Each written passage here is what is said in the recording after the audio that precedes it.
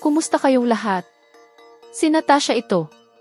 Ngayon, ipakikilala ko sa inyo si Alessandra Peralta, isang tunay na inspirasyon sa mundo ng fitness.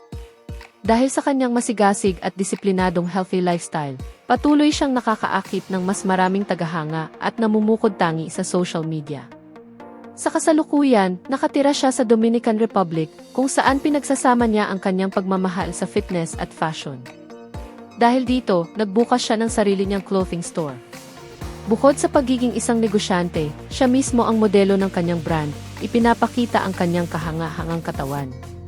Ang kanyang magandang hubog at matambok na balakang ay talagang kapansin-pansin, bunga ng matinding pagsisikap at mababang porsyento ng taba sa katawan na lalong nagpapatingkad sa kanyang figura. Kung sinusubaybayan mo siya sa Instagram, siguradong mapapansin mo ang kanyang kahanga-hangang pagbabago.